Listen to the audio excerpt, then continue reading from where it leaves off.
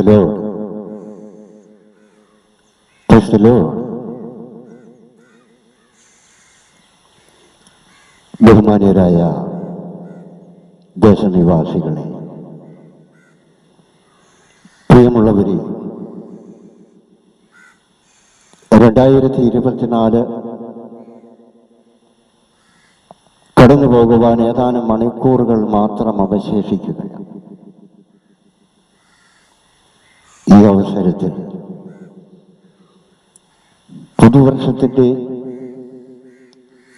നല്ല ആശംസകൾ യേശുക്രിസ്തുവിൻ്റെ നാമത്തിൽ നിങ്ങൾക്ക് ഈ അവസരത്തിൽ നേരുകയാണ്. നിങ്ങളെ എല്ലാവരെയും കർത്താവായ യേശുക്രിസ്തു ധാരാളമായി അനുഗ്രഹിക്കട്ടെ എന്ന പ്രാർത്ഥനയോടെ തിരുവചനത്തിൽ നിന്ന് ചില വേദഭാഗങ്ങൾ നിങ്ങളുടെ മുൻപിൽ നിന്നുകൊണ്ട് സംസാരിക്കുമ്പോൾ ഭവനങ്ങളിലായിരിക്കുന്ന നിങ്ങൾ ശ്രദ്ധിക്കുന്ന ഉണ്ട് എന്ന് വിശ്വസിക്കട്ടെ. നിങ്ങളുടെ ശ്രദ്ധയെ അല്പസമയത്തേക്ക് മാത്രം യേശുക്രിസ്തുവിൻ്റെ നാമത്തിൽ ക്ഷണിക്കുകയാണ്. ക്രിസ്തുമാർഗം ദൈവത്തിൻ്റെ സമ്പൂർണ്ണ വെളിപ്പാട് എന്ന് തെളിയിക്കുകയാണ് എബ്രായർക്ക് എഴുതിയ ലേഖനം. എബ്രായ ലേഖനം നാം പഠിക്കുമ്പോൾ എബ്രായർ 5:9 പറയുകയാണ്, ഞാൻ പൂർണ്ണനാക്കപ്പെട്ട് തന്നെ അനുസരിക്കുന്ന ഏവർക്കും നിത്യരക്ഷയുടെ കാരണഭൂതനായി തീർന്നു എന്ന്.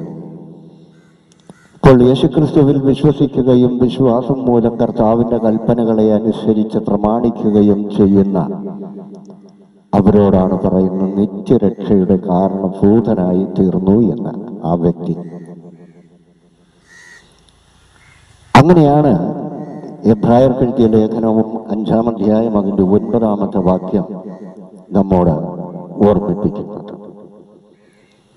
9:12 പറയുന്നത്, ആട്ടുകൊറ്റന്മാരുടെയും പശുക്കിടാക്കളുടെയും രക്തത്താലല്ല, സ്വന്തം രക്തത്താൽ തന്നെ ഒരിക്കലായിട്ട് വിശുദ്ധ സ്ഥലത്ത് പ്രവേശിച്ച് നിത്യമായ വീണ്ടെടുപ്പ് സാധിച്ചു എന്ന്.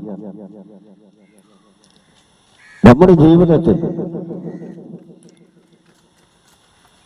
നാം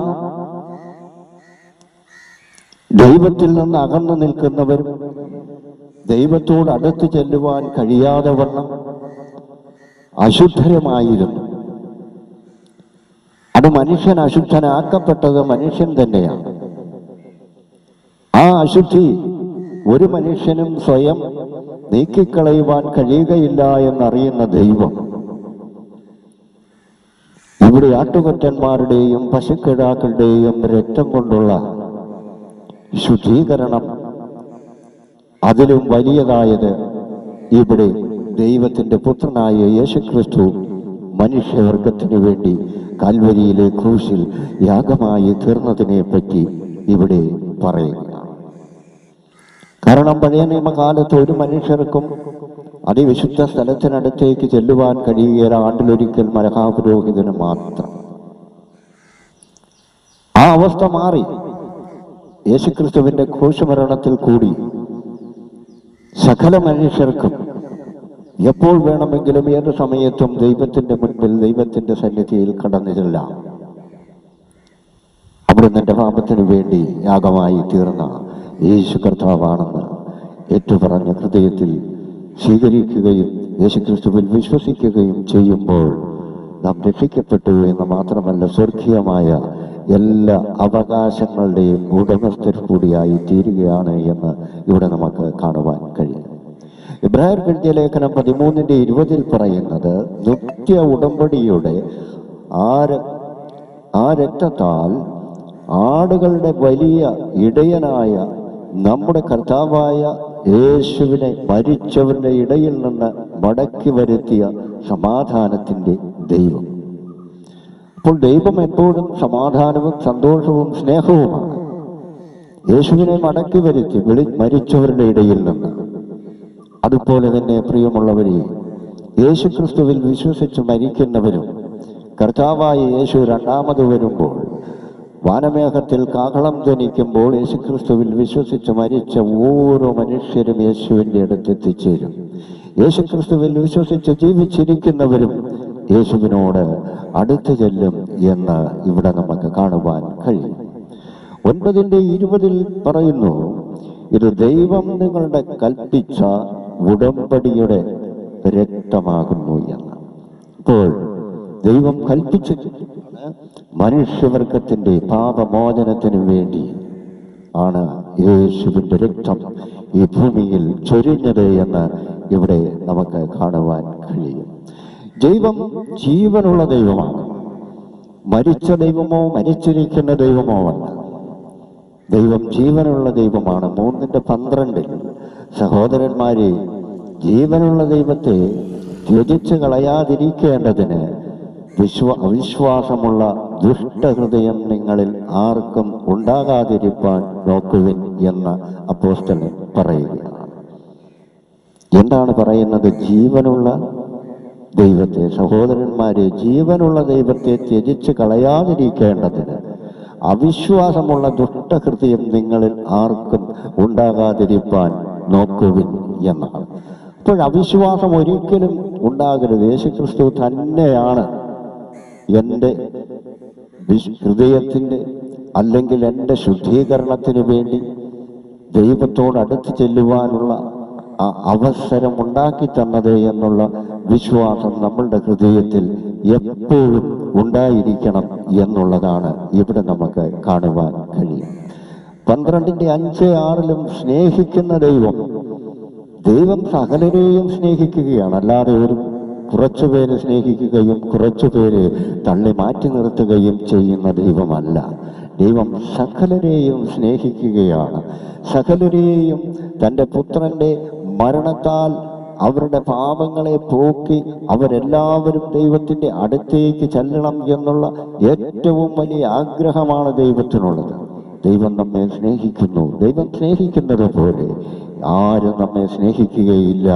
ഈ ലോകം തീർച്ചയായും നമ്മളെ നശിപ്പിച്ചു കളയുന്നതല്ലാതെ ഒരിക്കലും നമ്മെ സ്നേഹിക്കുകയില്ല. 3:7 പറയുന്നു, അതുകൊണ്ട് പരിശുദ്ധാത്മാവ് അരുളി ചെയ്യുന്നത് പോലെ, പരിശുദ്ധാത്മാവ് നമ്മളിലേക്ക് പ്രവേശിച്ചത് യേശുക്രിസ്തുവിന്റെ മരണം മൂലമാണ്. യേശുക്രിസ്തു മരിച്ച് അടക്കപ്പെട്ട് 3-ാം നാൾ ഉയർത്തെഴുന്നേറ്റ് സ്വർഗത്തിലേക്ക് കരേറിപ്പോയി കാര്യസ്ഥനെ അയച്ചു. ആ കാര്യസ്ഥനാണ് പരിശുദ്ധാത്മാവെന്ന് പറയുന്നത്. അപ്പോൾ നമുക്ക് തിരിച്ചറിവ്, പാപം എന്താണെന്ന് ബോധ്യപ്പെടുത്തുന്നത്, നല്ല വഴികൾ എന്താണെന്ന് നമ്മെ തിരിച്ചു കാണിക്കുന്നത്, ദൈവത്തിൻ്റെ കൽപ്പനകളുടെ ആഴവും നീളവും വീതിയും എന്താണ് എന്ന് നമ്മളെ ബോധ്യപ്പെടുത്തുന്നത്, നമുക്ക് തെറ്റും ശരിയും എന്തൊക്കെയാണ് എന്ന് മനസ്സിലാക്കുവാനുള്ള അക്കക്കണ്ണ് തുറക്കുന്നത് പരിശുദ്ധാത്മാവാണ്. ആ പരിശുദ്ധാത്മാവ് നമ്മളിൽ വസിക്കുന്നില്ല എങ്കിൽ തീർച്ചയായും നമ്മുടെ വിശ്വാസ ജീവിതവും യാത്രയും വ്യർത്ഥം തന്നെ ആയിരിക്കും. പ്രിയമുള്ളവരെ, ആയതിനാൽ പരിശുദ്ധാത്മാവ് നമ്മളിൽ വസിക്കണമെങ്കിൽ യേശുക്രിസ്തുവിലുള്ള വിശ്വാസം മൂലം മാത്രമേ പരിശുദ്ധാത്മാവിന് നമ്മളിൽ വസിക്കുവാൻ കഴിയുകയുള്ളൂ എന്ന് ഇവിടെ അപ്പോസ്തലൻ പറയുകയാണ്. ക്രിസ്തുവിൻ്റെ ഭവനക്കാർ,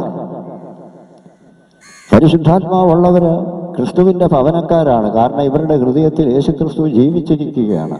ആ ക്രിസ്തു ജീവിച്ചിരിക്കുന്നിടത്ത് പരിശുദ്ധാത്മാവും വന്ന് വസിക്കുന്നു. അപ്പോൾ ക്രിസ്തുവിൻ്റെ ഭവനക്കാരാണ് യേശുക്രിസ്തുവിൽ വിശ്വസിക്കുന്ന ഓരോ മനുഷ്യനും. ക്രിസ്തുവിൻ്റെ വേലയോടുള്ള ബന്ധത്തിൽ 9:14 നിത്യാത്മാവിനാൽ ദൈവത്തിന് തന്നെത്താൻ നിഷ്കളങ്കനായി അർപ്പിച്ച ക്രിസ്തുവിൻ്റെ രക്തം ജീവനുള്ള ദൈവത്തെ ആരാധിപ്പാൻ നിങ്ങളുടെ മനസാക്ഷിയെ നിർജീവ പ്രവൃത്തികളെ പോക്കി എത്ര അധികം ശുദ്ധീകരിക്കും എന്ന്. അപ്പോൾ നിർജീവ പ്രവൃത്തികളെ നാം ഒരിക്കലും നോക്കരുത്, അതുമായിട്ടുള്ള ബന്ധം പുലർത്തരുത്. കാരണം യേശു മരിച്ച് അടക്കപ്പെട്ട് അവിടെ തീരുകയല്ലായിരുന്നു. യേശു മരിച്ചടക്കപ്പെട്ട് 3-ാം നാൾ ഉയർത്തെഴുന്നേറ്റ് സ്വർഗത്തിലേക്ക് കരേറിപ്പോയി. പിന്നെയും ഇവിടെ ഭൂമിയിൽ തൻ്റെ അപ്പോസ്തലന്മാരോട് കൂടെ 50 ദിവസത്തോളം ഇവിടെ ജീവിക്കുകയും ചെയ്തു. ആ 500-ൽ പരം മനുഷ്യർ അത് അറിയുകയും കാണുകയും കേൾക്കുകയും വിശ്വസിക്കുകയും ചെയ്തിരിക്കുന്നു ആ കാലഘട്ടത്തിൽ. അപ്പോൾ പ്രിയമുള്ളവരെ, നമ്മളുടെ ജീവിതത്തിൽ നമുക്ക് ഏറ്റവും വലുതെന്ന് പറയുന്നത് യേശുക്രിസ്തുവിലുള്ള വിശ്വാസം തന്നെയാണ്. ആ വിശ്വാസം ഉള്ളവർക്ക് മാത്രമേ കർത്താവായ യേശുക്രിസ്തുവിന്റെ രണ്ടാമത്തെ വരവിൽ അവനെ കൂടെ കടന്നു പോകുവാൻ കഴിയുകയുള്ളൂ. കർത്താവായ യേശുക്രിസ്തുവിന്റെ രണ്ടാമത്തെ വരവ് അടുത്തിരിക്കുന്നു. അതിനുള്ള ലക്ഷണങ്ങൾ ലോകത്ത് നടന്നുകൊണ്ടിരിക്കുന്നു. ഇതൊക്കെയും നാം തിരിച്ചറിയുവാൻ വേണ്ടി ഈ ലോകത്ത് സംഭവിക്കുന്നതാണ്. ആ പ്രവചനങ്ങളെല്ലാം നിവർത്തിക്കുന്നു. അപ്പോൾ നാം ഏറ്റവും ദൈവത്തോടടുത്ത് ദൈവത്തിൻ്റെ കൽപ്പനകളെ പ്രമാണിച്ച് ദൈവത്തിൽ വിശ്വസിച്ച് ജീവിക്കണമേ എന്ന്, അങ്ങനെ തന്നെ ദൈവത്തിൻ്റെ എല്ലാവിധ അനുഗ്രഹങ്ങളും നിങ്ങളുടെ മേൽ പകരട്ടെ. ദൈവം ധാരാളമായി ഈ ദേശനിവാസികളെ എല്ലാവരെയും അനുഗ്രഹിക്കട്ടെ എന്ന പ്രാർത്ഥനയോടെ ഞാൻ എൻ്റെ വാക്കുകൾ ഇപ്പോഴിവിടെ അവസാനിപ്പിക്കുന്നു.